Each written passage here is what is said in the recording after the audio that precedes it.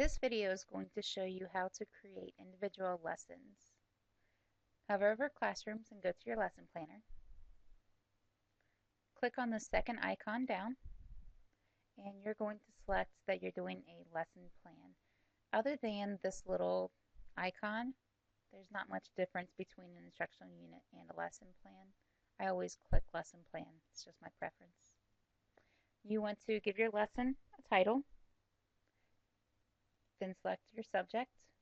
This is really important because when you go back to search for the same lesson later on, say next year, you'll want to use this subject as a filter to be able to find your lesson a little bit easier. Same with the grade level. You want to give your lesson a description. CIITS will use this description to pull out keywords, which will again help you when you are going to schedule it later on. You want to pick a duration, whether it be a single lesson. You can pick 45 minutes, or let's say you're doing a week-long unit. You can instead choose 5 days. Okay, you also have the options of hours and weeks. We'll go ahead and leave it at days. It defaults to you as the author, and the publisher would be CIITS. With the additional properties, this would be if there's any costs involved in it, if there's restricted use. These are really more for if you are publishing your lesson plan rather than keeping it for yourself. Once you have finished with this page, press Save and Continue. Next, you're going to select the standards that go with your lesson.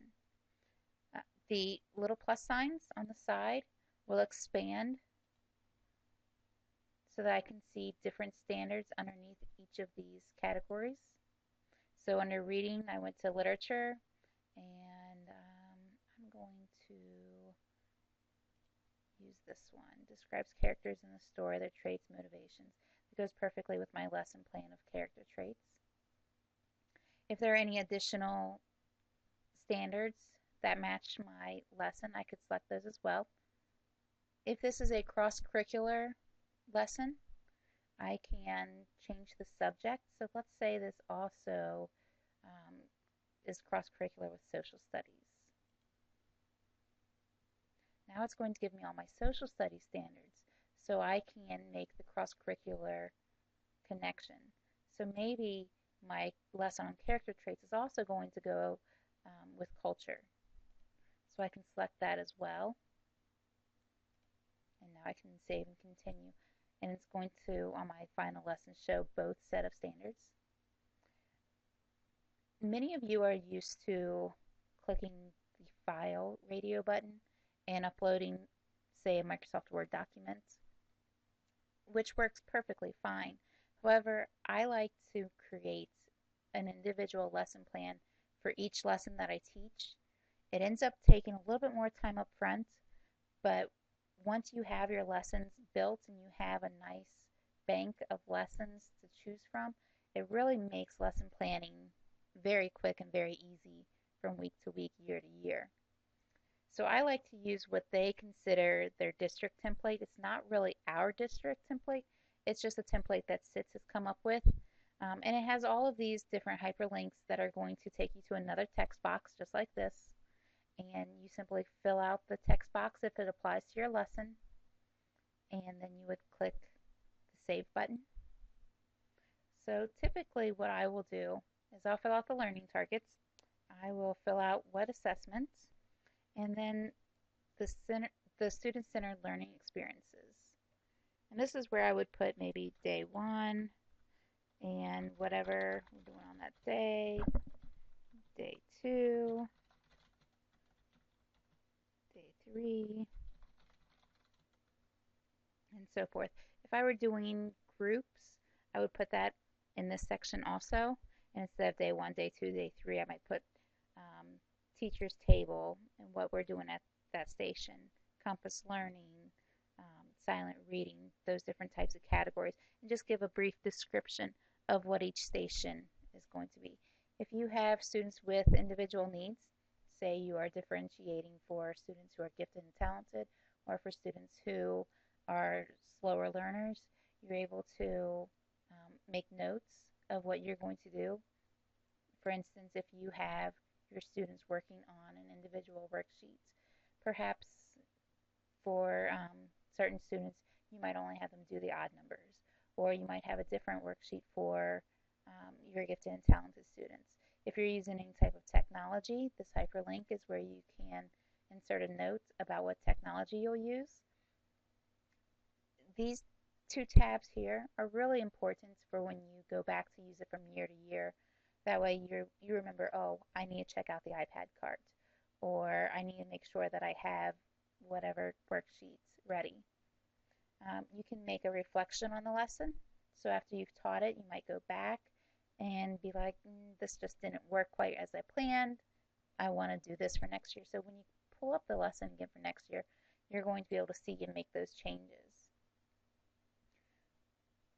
This tab is going to allow you to do your cross-curricular connections. So I had made cross-curricular connections to social studies and culture.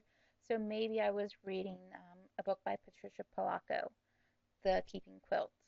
And so I might talk about how this also introduces the culture, the Polish culture and their traditions.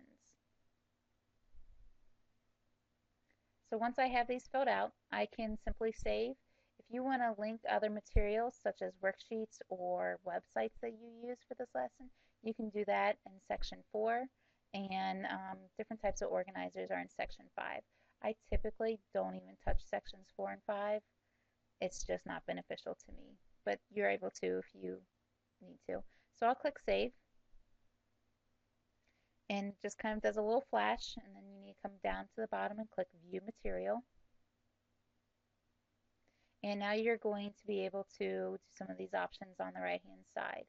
You can submit it to the school bank, which if you submit to school bank, it will send it to whoever is our person that approves materials. This is going to be this is what will allow you to share your lessons with another teacher within the school. However, you do have to get approval, so you would create your lesson, you would submit it, and then you would have to wait until whoever is our coordinator would be able to check it saying it's okay.